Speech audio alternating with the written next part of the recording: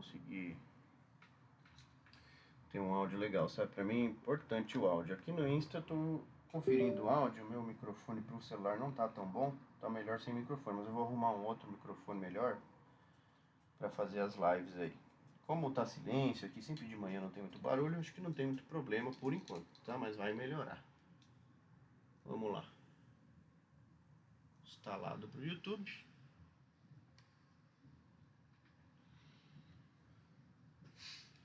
Vamos lá. Então o Zig, ele já era, quando eu peguei um paciente com uma doença degenerativa de válvula mitral já avançado, com aumento de ventrículo, aumento de átrio, importante os dois, né? E aqui, a gente, tô passando aqui as imagens dele, né? Fluxo da artéria pulmonar, ok, 78 centímetros por segundo. Uma insuficiência mitral importante, tem foto aqui já. Então quem quiser depois vai lá no YouTube para ver esse vídeo, que eu vou subir, se tudo der certo ainda hoje de manhã. E aí a primeira coisa que já começa a mostrar a gravidade, além do tamanho das câmaras e da insuficiência da mitral, é as velocidades do fluxo transmitral, né? 200 centímetros por segundo de onda E, 134 de onda A, a relação EA ainda normal, e o TRIV, cadê o TRIV? Aqui. E o TRIV... Bom, o ZIG, eu não medi o TRIV. O Zig, o que acontece? Ele é um paciente bravo, né? Ele vai de focinheira, ele é invocado e tal. Hoje foi o tutor e o filho dele para ajudar, né? A segurar e ele fica rosnando o exame inteiro. Ele tá melhorando, já foi pior, né? Mas às vezes com essa tensão de fazer algum outro parâmetro eu posso esquecer. E isso, senhores, mesmo a gente que tem bastante experiência, acaba às vezes esquecendo algum parâmetro, tá? Mas é óbvio que eu não medi, eu até posso medir de novo lá com as minhas imagens no aparelho, mas eu vou seguir o laudo assim, depois eu incluo lá esse parâmetro no laudo. Mas ele está reduzido, com certeza, tá? Só de olhar aqui a imagem do transmitral, eu consigo ter essa ideia, o fluxo de ejeção está colado no início do fluxo da onda E, tá? O TRIV deve ser 0,10, 0,20 no máximo aqui. Eu vou até usar esse parâmetro para fazer uma conta de TRIV já, porque pela experiência a gente já olha que está reduzido, né? Quase nada de TRIV, obviamente por causa da pressão do átrio esquerdo, está forçando essa válvula mitral a abrir muito antes. E aqui a gente tem uma pseudonormalização, né? Apesar da relação EA estar normal, as ondas muito altas, com esse coração muito aumentado, coração esquerdo muito aumentado, não tem jeito da gente ter uma função diastólica preservada com esses parâmetros, né? Então, obviamente, como essa relação EA ainda está normal, não está alta demais, né? Acima de 2,80 eu acabo considerando relação EA mais alta. Então a gente vai dar um pseudo normal de função diastólica, com certeza, tá? E aí a minha preocupação era se essas tosses eram só por compressão, né? Que ele veio por causa disso, de bronco principal, de vias aéreas superiores, né? Traqueia ali, bronco principal esquerdo, ou se ele estava fazendo edema, ou se ele estava com hipertensão pulmonar já ocorrendo, né? Então aqui, quando eu meço a velocidade da regurgitação da insuficiência tricúspide, que ele tem uma discreta para o moderado já, a gente tem 314 centímetros por segundo, que já é por si só um parâmetro de hipertensão, né? O gradiente da 39, eu sou da velha guarda, eu sou da geração antes do trabalho novo de hipertensão pulmonar, né? Que tem a probabilidade de hipertensão e tudo mais. Então eu simplesmente somava e estimava a pressão pelo gradiente de pressão da regurgitação tricúspide. Nesse caso, como as câmaras direitas não estão aumentadas, mas ele tem uma dilatação do tronco pulmonar, eu teria que somar uns 5, 7 aí, então iria para 44, 45 com 2, 46 de estimado de gradiente de pressão pulmonar máxima, né? Porque quando a gente faz essa gradiente tricúspide, a gente fala da pressão pulmonar máxima. Enfim, então ele tem pelo menos um parâmetro, né, que é a dilatação do tronco pulmonar e essa velocidade aumentada. Então ele tem aí intermediário, deixa eu consultar aqui se não estou esquecendo, né? Como eu já daria uma hipertensão pulmonar discreta no meu laudo antigamente, mas agora deixa eu consultar aqui. Maior entre 3 e 3,4 com um sítio anatômico, intermediária probabilidade de hipertensão pulmonar. E aí eu acabo classificando pelo gradiente, né? Então eu coloco no meu laudo intermediária probabilidade de hipertensão pulmonar discreta, tá? Que aí se eu somar aqui vai dar 46 milímetros de mercúrio. Então é isso, tá? Vamos continuar aqui vendo as imagens. Cadê? Meu filho, deixa eu ver as imagens. Aqui. E é isso que eu consegui de gradiente. Deixa eu ver se eu medi mais alguma vez. Não medi. Aqui a relação artéria pulmonar, a aorta também vai estar aumentada. Deixa eu voltar aqui na minha sequência. Muito bem, o 4 camas dele é bem detonado, né? O lado esquerdo muito aumentado, o lado direito não tem aumento. E a gente tem aqui o modo M mostrando 0,88 septo, 6,96 de diástole, 3,51 de sístole, em parede normal também espessura, com as frações de encurtamento de direção um pouquinho aumentadas, tá? Mas esse paciente, ele tá dilatando já faz tempo, né? O último exame dele tinha 5 e pouco de diástole, agora está com quase 7. Então é um pouco preocupante, porque é um cão de 16 quilos e está com, enfim, parâmetros de um dog alemão dilatado, né? Então é isso, né? A relação à aorta esquerda é muito reduzida, 0,37, e a esquerda, a aorta muito alta, né? 2,67. O átrio dele tem 6 centímetros, enfim. É um coração bem aumentado, tá? E esse paciente, ele tá estável, ele nunca desmaiou, ele nunca fez edema pulmonar grave. Ele tá com furosemida porque é um coração desse tipo, com trive reduzido, né? Com pseudo normal, com átrio e ventrículo desse tamanho.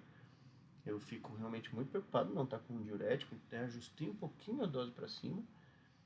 E então esse paciente, apesar de estar tossindo demais, desculpa, gente, às vezes eu não consigo falar e escrever ao mesmo tempo.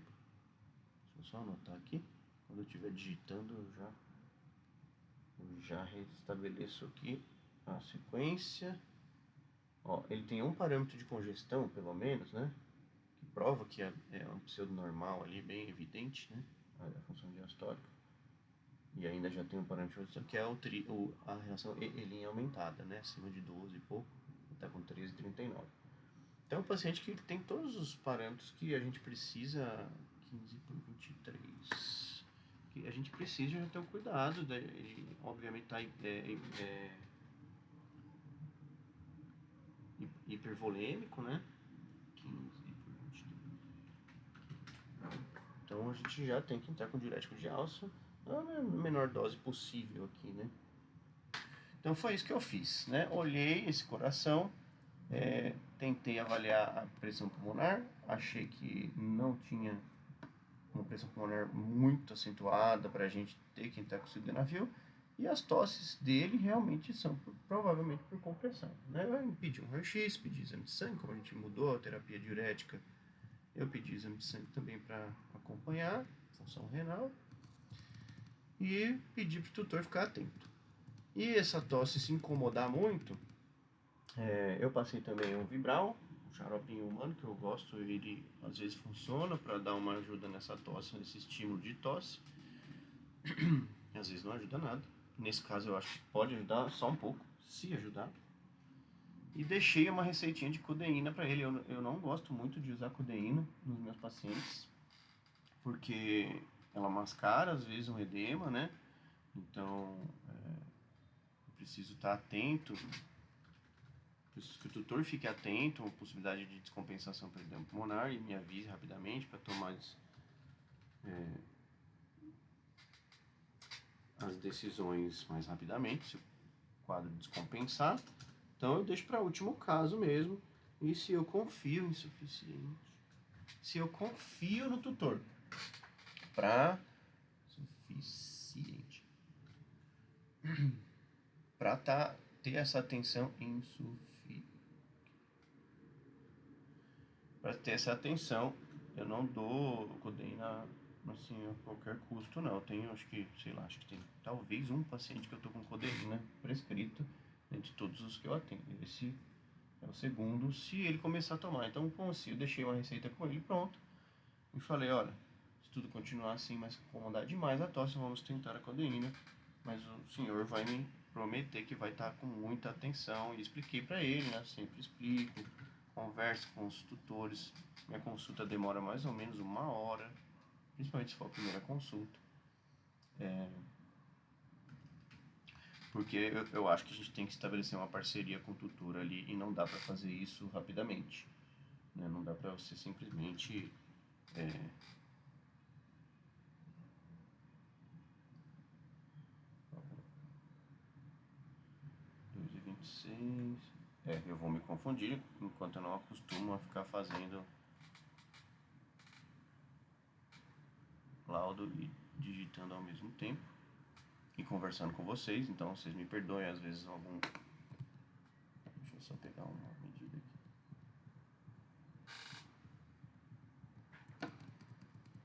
Faltou 2,26, tá certo?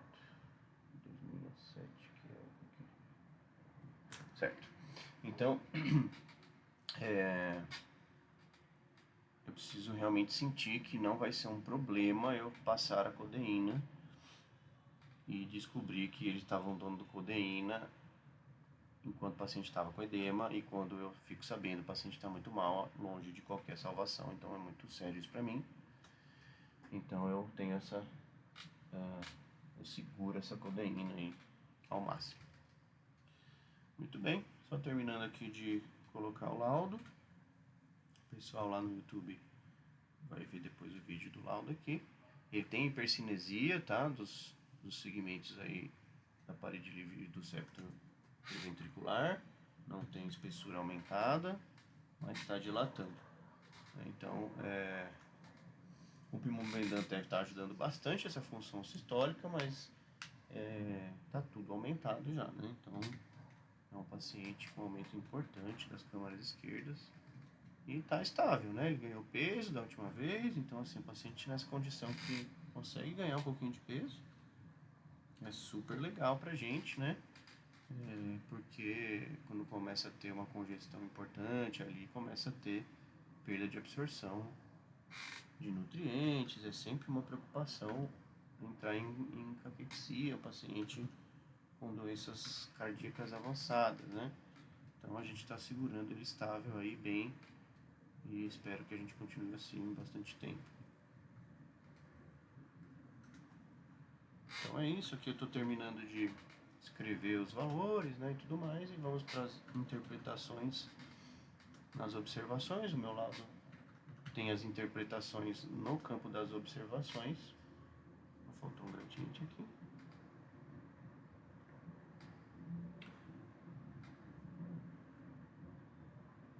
É até legal, assim, eu divulgar como é que eu faço o laudo, né, onde que estão as informações um pouco mais detalhadas, porque o laudo do eco, ele é bem complicado, né, vai para o clínico geral entender com todos os detalhes, né, o cardio que vai entender com todos os detalhes, e a gente lauda para os cardiologistas mesmo, colegas, né, a gente tem o apreço com os detalhes das interpretações, das medidas, dos pontos de medida, para que um outro cardiologista saiba o que a gente pensou e o que a gente avaliou, e como a gente justifica aquela interpretação. O clínico geral vai olhar ali a conclusão e tudo bem, né? Não é obrigado a entender tudo. Mas saiba que tudo tem um motivo. Esqueci o que eu estava procurando já aqui, lembrei. Tudo tem um motivo para estar ali na conclusão, né? Não é assim que tudo tem que ter coerência, é o que eu falo, é assim que eu reviso os laudos, né? Tudo tem que ter coerência na hora de você laudar, né? Então, não dá para você colocar parâmetros incoerentes com a sua conclusão, as suas observações interpretativas têm que fazer sentido quando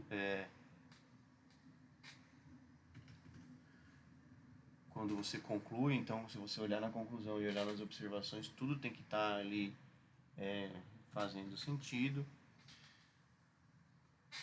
51.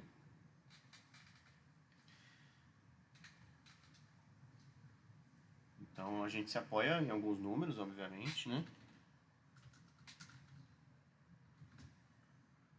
Sempre para que esses números expressem o que você está enxergando no coração. E se os números estão diferentes do que você está enxergando,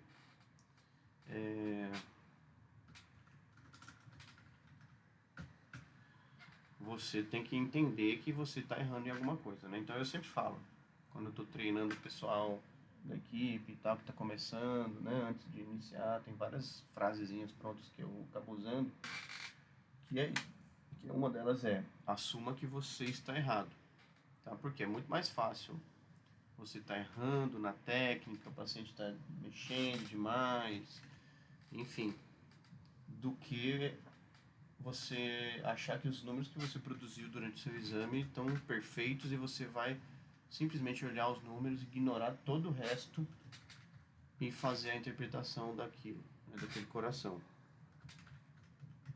Então, você tem que olhar para aquele coração, bater o olho e já entender. Claro que isso necessita de um pouco de experiência e conhecimento, então só o conhecimento sozinho não é uma coisa, claro que não é dispensável, você tem que entender, você tem que saber, fazer pós-graduação, entender, estudar, mas a experiência ajuda muito você ver aquele pequeno aumento de átrio, né? E num caso desse, saber, olha, não é possível eu dar, por exemplo, uma função diastólica normal, por exemplo, né, para um paciente dilatado com esses valores de onda EA, e aí você faz o tecidual, faz todas as outras coisas, e tudo tem que fazer sentido, né? Então, se alguma coisa não está fazendo sentido, eu sempre falo, assuma que é você que está errando, né, nos números. Então, é isso. Com importante repercussão hemodinâmica, eu sempre coloco em câmaras cardíacas esquerdas, quando está aumentado, né, quando a repercussão já é nas duas câmaras cardíacas, né? Quando é só no átrio esquerdo, eu ponho no átrio esquerdo. Quando é nos dois, eu ponho. Às vezes eu tenho um aumento importante no átrio, mas no ventrículo não está tão aumentado, então eu diferencio. Coloco, por exemplo, né, importante repercussão em átrio esquerdo e discreta no ventrículo. Eu vou tentando detalhar ao máximo o meu laudo na descrição, tá? Então, assim que eu faço. Então, o padrão é marquear com velocidades mais acima dos limites trive reduzido. Relação e trive aumentada e relação e linha aumentada. E aí eu coloco caracterizando disfunção diastólica moderada, secundária, aumento de pós-carga, aumento de pressão em câmaras esquerdas. Coloco aqui a estimativa de pressão pulmonar, de 46, com pelo menos um sítio anatômico alterado, caracterizando intermediária a probabilidade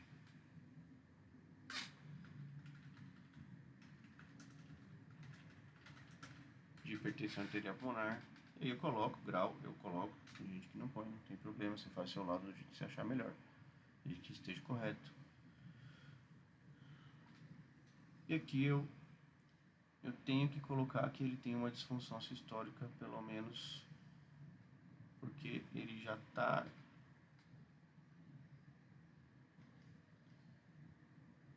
eu vou pôr que ele está dilatando aqui. Então, observaram-se dimensões diastólica e sistólica ventricular esquerda acima do limite da normalidade, comparando tipo função ventricular esquerda acima da faixa da normalidade, está um pouco aumentado, caracterizando mesmo assim uma disfunção sistólica, porque a sístole já não chega, com importante dilatação cardíaca. E aí eu vou pôr aqui compatível com o quadro de doença dilatação cardíaca secundária à doença valvar em estágio avançado. E é isso. Durante o eco eu não vi banda B ali pertinho do pulmão, então eu acabei descartando, também fiz ausculta, né? Ele fez consulta comigo. Então eu acabei descartando o edema pulmonar ali, deu uma ajustadinha pelo peso, que ele ganhou peso nas dosagens. Importante repercussão. Discreta sem repercussão. Disfunção sistólica e disfunção diastólica. Eu ponho as disfunções na conclusão do meu laudo.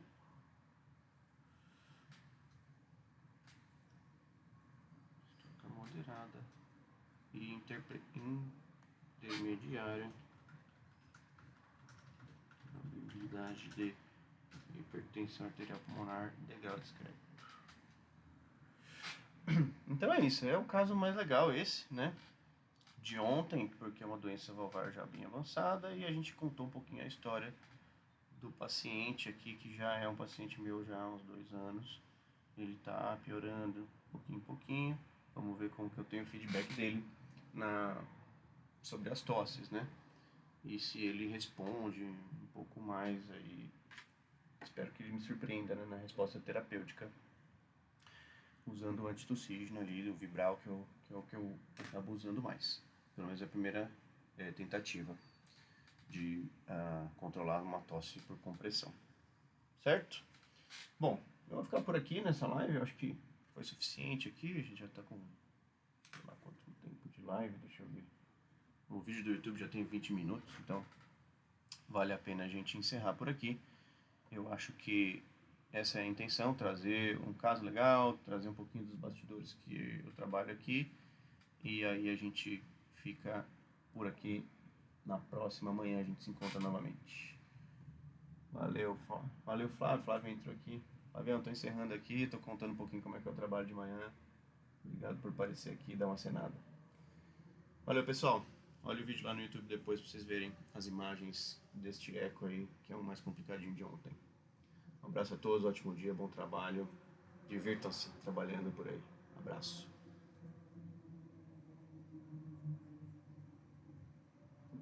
Valeu, pessoal do YouTube também. Vou enviar esse vídeo em breve lá no nosso canal. É isso aí.